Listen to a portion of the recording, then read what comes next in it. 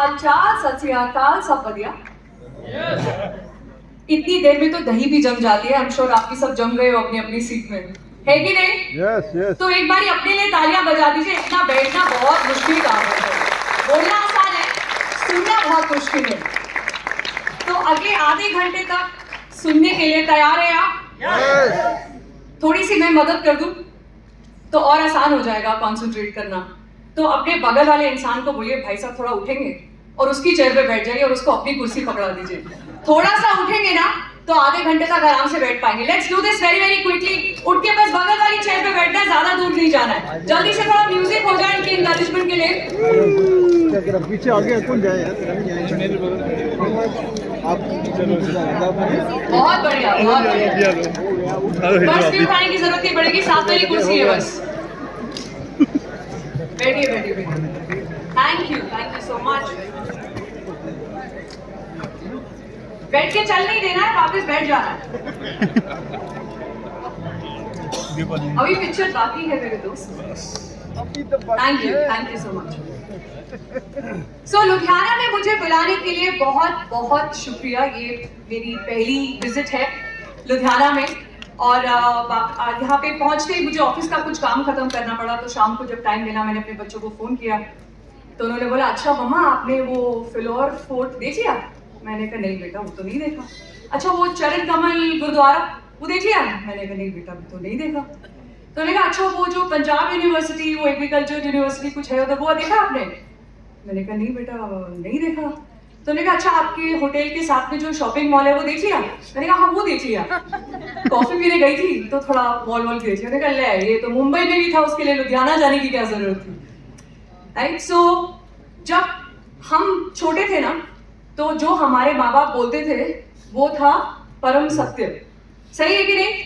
जो वो बोलते हैं वही हमने सीखा है, क्योंकि हमें उतना ही पता था जितना उन्हें पता था, उन्होंने हमें बता दिया। आजकल के जमाने में पेरेंटिंग पहले से भी ज्यादा मुश्किल हो गई है। कितने लोग इस बात को अग्री करते हैं?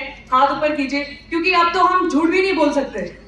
जैसे ही कुछ बोलते हैं वो फटाफट गूगल चेक कर लेते हैं कि भाई ये सच है कि नहीं। तो अपने आप को सेफ रखने का सबसे अच्छा तरीका है कि सरेंडर कर दो, बोलो हमें नहीं पता, and that is the best way. But कुछ ऐसी चीजें हैं लाइफ में जो हमें पता होना बहुत जरूरी है, और ये चीजें हमारे खुद से रिलेटेड हैं। Self learning, self awareness and self understanding. So मैं यहाँ पे काफी सारे स्पीकर्स को सुन रही थी, और मुझे ऐसा लग रहा था कि मेरी टॉक शायद एक बहुत इंपॉर्टेंट समरी होगी, कुछ ऐसे पॉइंट्स को कवर करने के लिए जो मीनल ने और बहुत सारे लोगों ने स्टेज में आपके साथ शेयर किया। और मुझे जो सबसे अच्छा लगा वो ये है कि आप लोग सब बिल्कुल एक स्टूडेंट की तरह नोट्स बना रहे थे। कितने लोगों ने नोट्स बनाए अभी तक? हाथों पर कीजिए। वाह, अपने लिए तालियां हो जाए, क्योंकि ये एक लर्निंग माइंडसेट है। सिर्फ एक लर्नर ऐसे सोच सकता है कि भाई सिर्फ सुनना नहीं है, कुछ अलग करना है, तभी आपके यहाँ बैठने का फायदा हुआ। नहीं तो इससे अच्छा तो हम घर पे बैठ के नेटफ्लिक्स ही देख लेते, थोड़ा और मजा आता। राइट? यहाँ बैठने का फायदा तब है जब आप इस इवेंट के बाद कुछ अलग करें, चाहे वो कोई एक ही चीज क्यों ना हो। सो बहुत सारे लोगों ने बोला हेल्थ इज वेल्थ, तो मैं थोड़ा सा वेल्थ पे कंसंट्रेट करती हूँ। हेल्थ पे बहुत लोगों ने बहुत बोला है, और हेल्थ पे हम और चर्चा भी करेंगे। लेकिन एज एन एंटरप्रेन्योर मुझे लगता है कि ये जो बिजनेस ओनर्स होते हैं ये दूर से बड़े ग्लैमरस लगते हैं।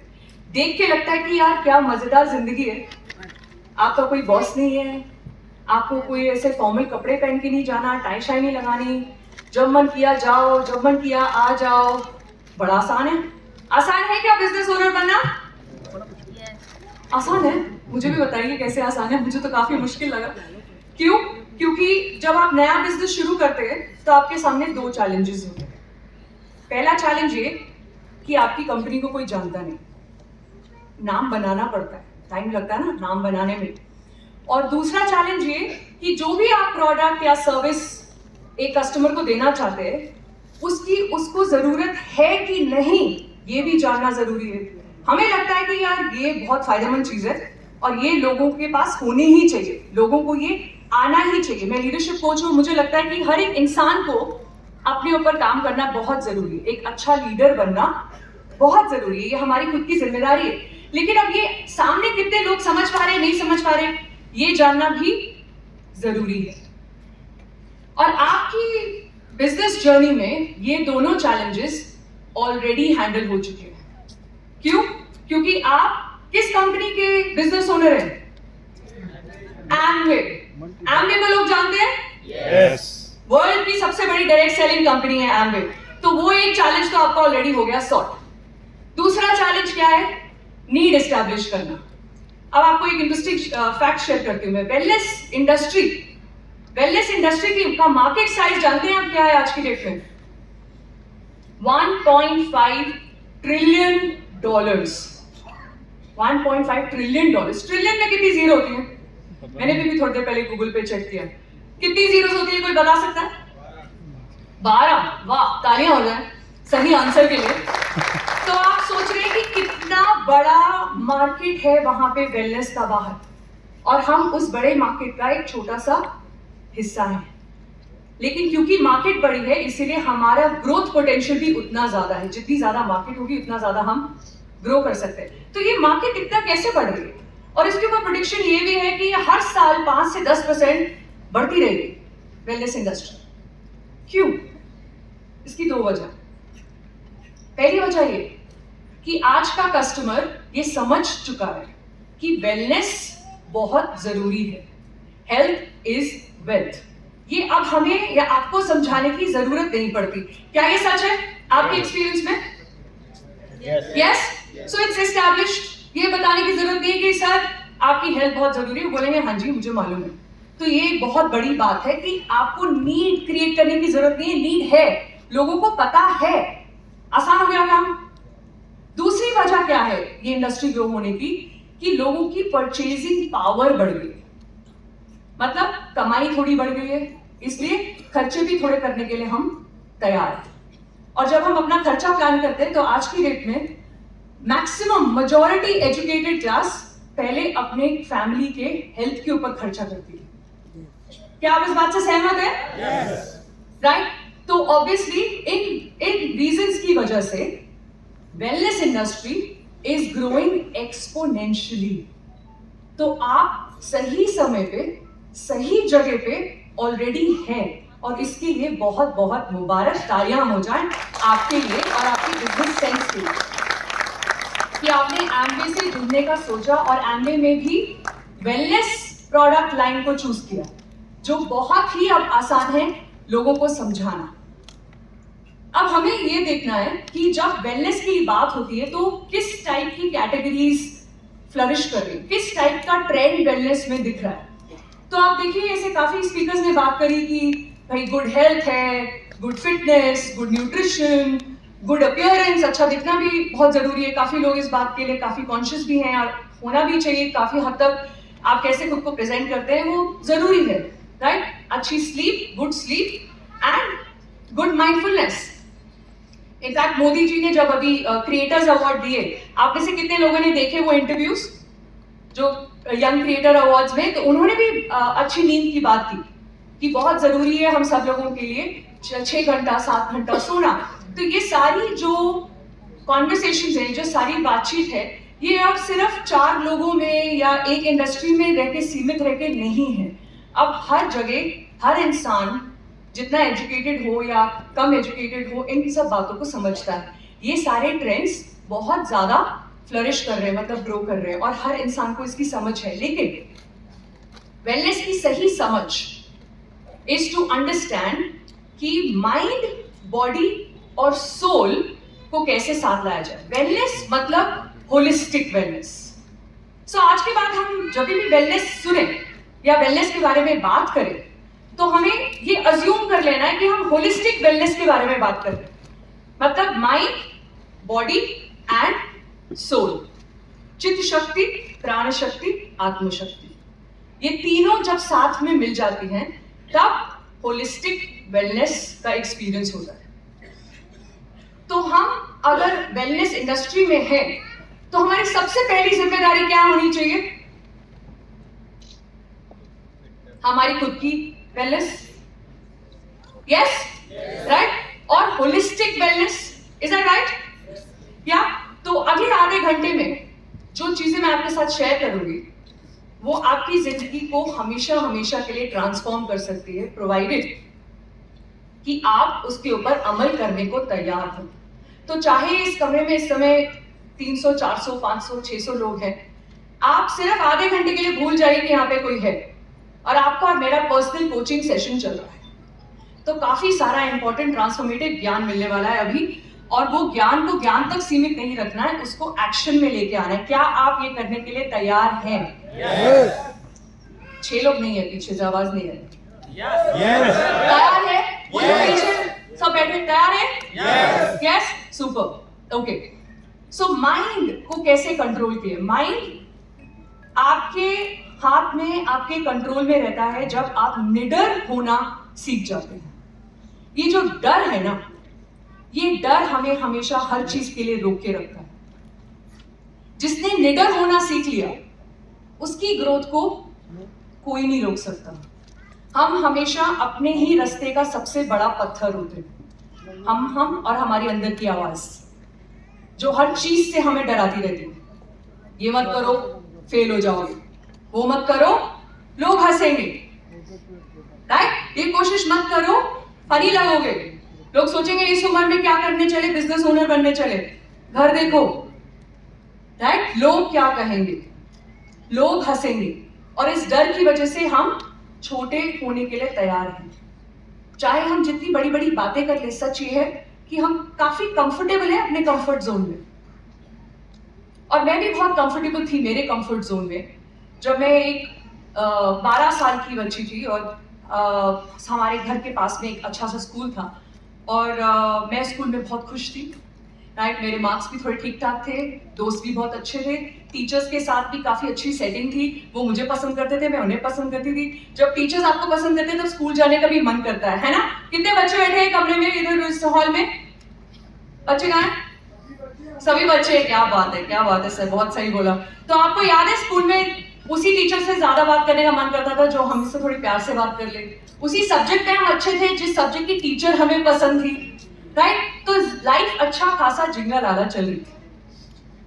और फिर मेरे पापा ने सोचा कि अगर अपने बच्चों को दुनिया के लिए तैयार करना है तो एक बहुत इंपॉर्टेंट चीज है जो अब हम इग्नोर नहीं कर सकते, और वो है इंग्लिश। हम घर में इंग्लिश में बात नहीं करते, हम हिंदी में बात करते हैं। आप में से कितने लोग अपने घर में अपनी भाषा में बात करते हैं? पंजाबी, हिंदी, हाथ ऊपर कीजिए। राइट? इंग्लिश आती है हमको, लेकिन हम घर में अपना हिंदी में बात करते हैं या पंजाबी में बात करते हैं। तो हमारे घर में भी, I come from a very simple middle class family. मेरे पापा स्टैंडर्ड चार्टर्ड बैंक में हेड क्लर्क थे। उनको एक दिन उनके बॉस ने बुलाया और बोला, कपूर साहब, आपकी मेहनत, आपकी लगन देखकर हमने डिसाइड किया कि ये जो आपके ही लेवल के 25 लोग हैं इसी ब्रांच में, उसमें से एक ही इंसान को प्रमोट किया जा सकता है, और हम सब ने आपका नाम डिसाइड किया कि आपको वो प्रमोशन मिलना चाहिए। खुश होने वाली बात है ना ये, कि अब वो मैनेजर बन जाएंगे। तो उन्होंने क्या बोला कि मैं जरा सोच के बताता हूँ। तो ये थोड़ा अजीब लगा उनके बॉस को कि अभी इसमें सोचने वाली क्या बात है, भाई प्रमोशन मिल रही है तो आप तो थैंक यू बोलेंगे। उन्होंने कहा नहीं, मैं थोड़ा सोच के बताता हूँ। अगले दिन गए और उन्होंने बोला, सर ये रहा मेरा रेजिग्नेशन, बिल्कुल अमिताभ बच्चन स्टाइल में। राइट? तो सर ने बोला, भाई क्या गलती हो गई कपूर साहब, आप रिजाइन क्यों कर रहे हो? उन्होंने कहा, सर ऐसा है कि अगर मैं मैनेजर बन गया तो आप मेरे को कहीं पर कभी भी ट्रांसफर कर सकते हो। मेरी जॉब हो जाएगी ट्रांसफरेबल, और मेरी जॉब अगर हो गई ट्रांसफरेबल तो ये जो मैंने बच्चों को भी इंग्लिश स्कूल में डाला है, यहाँ से मुझे निकाल के उनको कहीं ना कहीं किसी और स्कूल में डालना पड़ेगा, और इनकी एजुकेशन के ऊपर मैं बिल्कुल भी रिस्क नहीं ले सकता। मैं अपनी जॉब छोड़ सकता हूँ, लेकिन इनकी एजुकेशन को इम्पैक्ट नहीं होने दे सकता। और इस समय तक हम दूसरे स्कूल में ट्रांसफर हो गए थे जहाँ पे English was the main language. I was move to Army Public School. मेरी 2 और छोटी बहनें, दे स्टडी फ्रॉम एयरफोर्स। तो हम सिविलियंस के लिए स्कूल फीस 3 गुना थी, 3 गुना ज्यादा। 3 बच्चे, 3 गुना ज्यादा फीस। आप अपने आप गणित लगा के सोचिए कि मेरे माँ बाप ने और कहीं पे खर्चा किया होगा कि नहीं, क्योंकि खर्चा करने के लिए कुछ था ही नहीं। नो हॉलिडे, नो शॉपिंग, सारे पैसे एजुकेशन में डाले। क्यों? क्योंकि इंग्लिश सीखना जरूरी है। जो हम एनवायरनमेंट घर पे नहीं दे पा रहे वो इनको स्कूल में मिल जाए। अब उन्होंने अपनी तरफ से जो जितना पेरेंट्स कर सकते थे उससे कुछ ज्यादा ही किया, मानेंगे आप? एज पेरेंट्स हम सब चाहते हैं कि हमारे बच्चों को हम अच्छे से अच्छी एजुकेशन दे सके। कितने पेरेंट्स हैं इधर इस हॉल में? Just give me a show of hand. क्या आप मानेंगे इस बात को? चाहे हम अपने पे खर्चा करें या ना करें, अपने बच्चों के एजुकेशन के लिए हम हमेशा पैसे जोड़ते ही रहते हैं। हमारा एक परमानेंट गोल है, उनका फ्यूचर, उनकी एजुकेशन। लेकिन इतने बड़े स्कूल में मुझे लगा जैसे मैं खो गई। सबसे बड़ा चैलेंज ये था कि कोई हिंदी में बात ही नहीं करता, सब इंग्लिश में बात करते हैं। अब इंग्लिश मुझे आती है, लेकिन जब तक मैं अपनी हिंदी के थॉट्स को इंग्लिश में ट्रांसलेट करके बता सकूं, तब तक तो उनकी बात ही आगे बढ़ जाती है। और यही चीज टीचर्स के साथ भी हो रही थी। तो मैं अपने डाउट्स नहीं पूछ पा रही हूँ, मैं उनसे बात नहीं कर पा रही हूँ, और धीरे धीरे धीरे मेरा कॉन्फिडेंस जा रहा था बिल्कुल गड्ढे में। और मैं घुस गई अपने शेल में कि मुझे किसी से बात ही नहीं करनी है, मुझे इंग्लिश नहीं आती, I am not good enough, I am not fitting in, I am not at their level. खुद को छोटा फील करने लगी और उस चक्कर में छुप गई पूरी दुनिया से। और बहुत बड़ा स्कूल था, छुपना बहुत आसान था। एक क्लास में 50 बच्चे थे, आप बैठे हो या नहीं बैठे हो टीचर को पता भी नहीं चलेगा। और जब वो मुझे मौका देती थी कि कुछ पढ़ के सुना दो, और उसमें अगर गलती हो गई तो वो जो हंसते थे ना बच्चे, वो हंसी हफ्तों तक दिमाग में रह जाती थी, राइट? कि अरे भैया आगे से तो पढ़ना भी नहीं है क्लास में। तो ये इंग्लिश एक इतना बड़ा हवा बन गई, इतना बड़ा डर बन गई कि मुझे लगा कि अब मतलब मैं क्या करूं? मार्क्स कम आ रहे, मैं कैसे समझाऊं किसी को कि क्यों कम आ रहे हैं? क्योंकि मैं डाउट नहीं पूछ पा रही हूँ।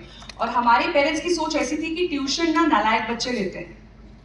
कितने लोग इस बात से सहमत है कि हमारे माँ बाप ऐसे सोचते थे कि भाई देखो, लायक बच्चे ट्यूशन नहीं लेते, है ना, नालायक बच्चे लेते हैं ट्यूशन। आप अगर लायक हो, स्कूल में ध्यान दो, आपको अच्छे मार्क्स मिलने चाहिए। और मिले भी थे जब तक मैं दूसरे स्कूल में थी।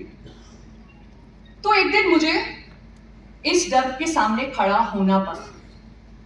एक बड़ा सा शीशा था हमारे घर में, उस शीशे के सामने मैं खड़ी हो गई। ऐसे टप टप टप टप आंसू भी बह रहे हैं, लेकिन खड़े होकर ऐसा सॉलिड आई कांटेक्ट बनाया मैंने, और मैंने बात की खुद से कि युक्ति कपूर, हो क्या रहा है आपकी लाइफ में?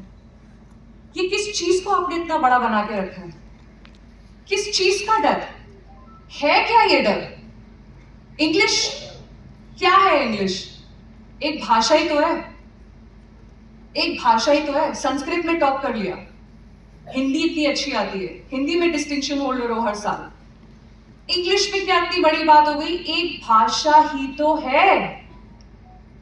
और जब मैंने अपने डर से बोला कि मुझे अब तुमसे डर नहीं लगता, उस टाइम वो जो क्लैरिटी आई, उसके बाद इंग्लिश कोई बड़ा हवा नहीं रही।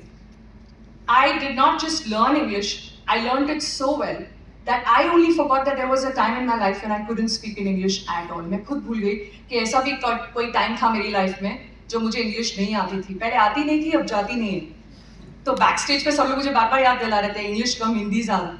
ऐसा नहीं कि मुझे इंग्लिश नहीं आती, बट इतना मतलब, या हिंदी नहीं आती, बट इतना ज्यादा जिस लैंग्वेज में हम बात करते हैं उस लैंग्वेज से हम कंफर्टेबल हो जाते हैं। Is that right? राइट। सो जब तक इंग्लिश डर थी, तब तक इंग्लिश इतना बड़ी चीज थी लाइफ में, उसके बियॉन्ड कुछ दिख ही नहीं रहा था। और जैसे ही डर के साथ आई कांटेक्ट बनाया, वो डर कहाँ गया? भस्म हो गया।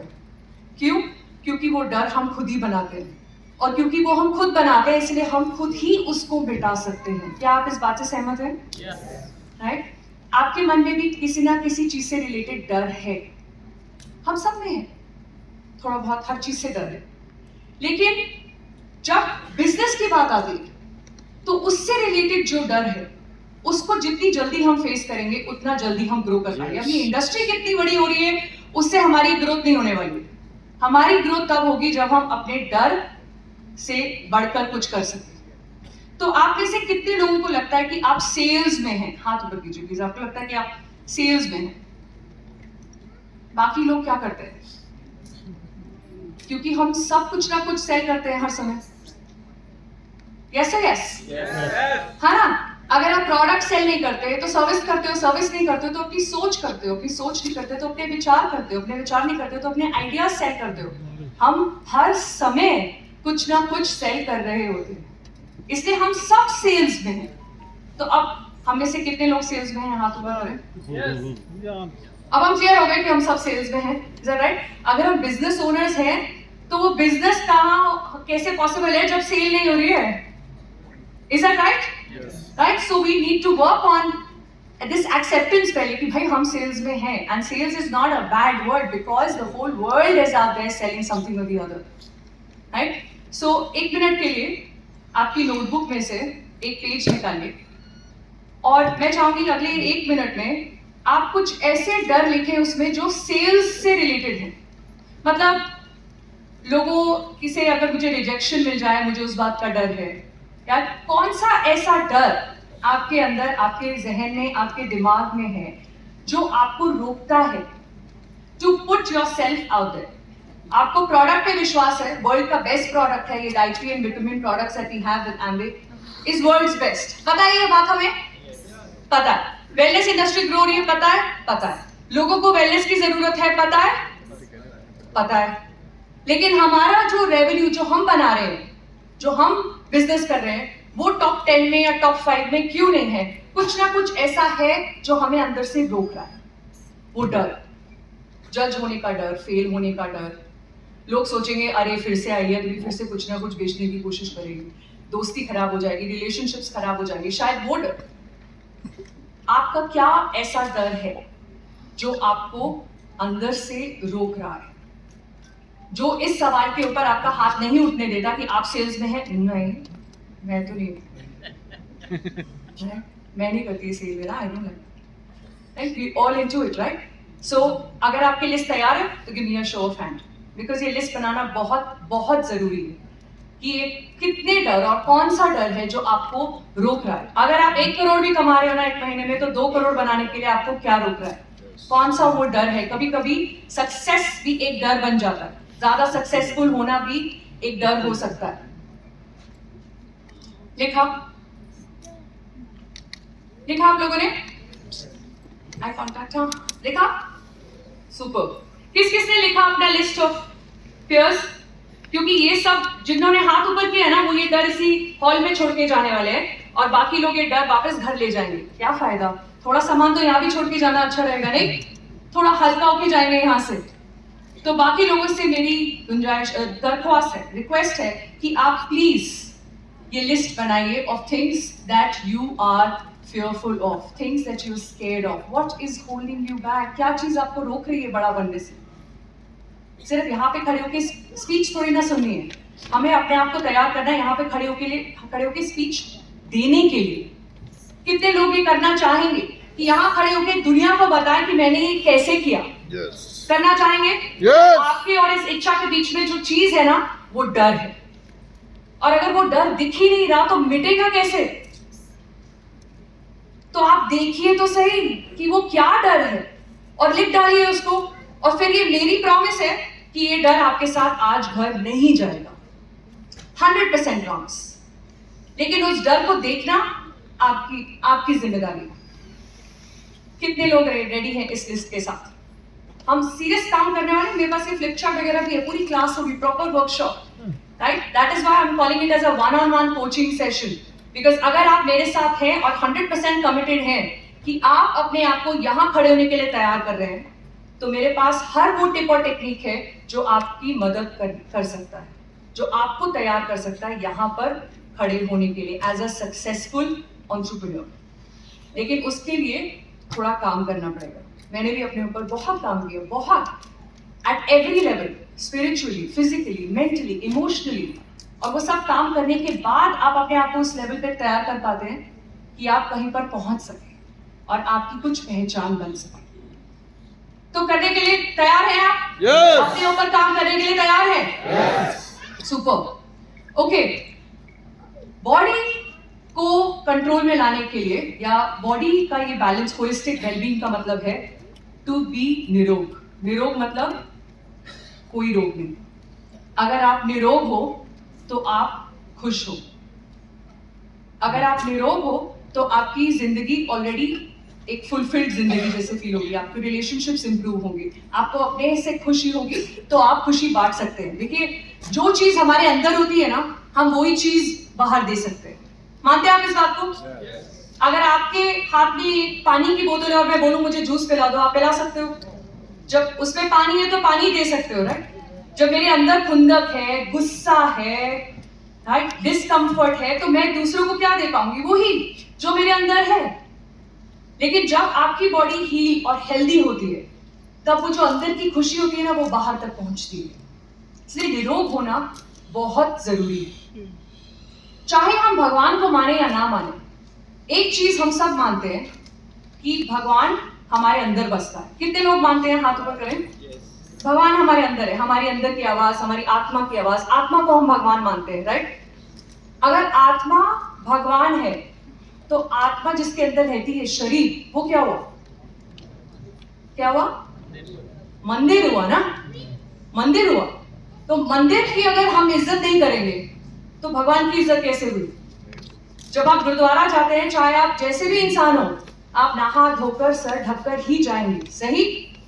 सही, राइट? वो इज्जत हम भगवान को देंगे और जहां पे भगवान स्थापित है उस जगह को भी देंगे। तो जहां पर इधर भगवान बसते हैं, उसका क्या? उस शरीर का क्या? उसके लिए रिस्पेक्ट किधर है हमारे मन में?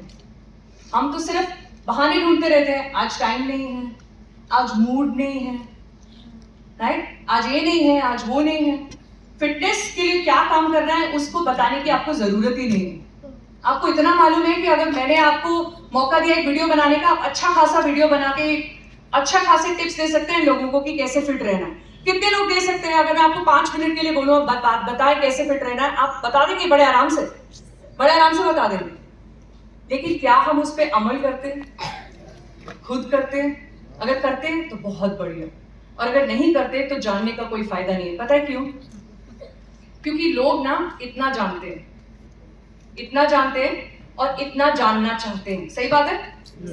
हम ज्यादा जानना चाहते हैं, हम ज्यादा जानकारी चाहते हैं, ज्यादा सीखना चाहते हैं, इतना जानते हैं, इतना जानना चाहते हैं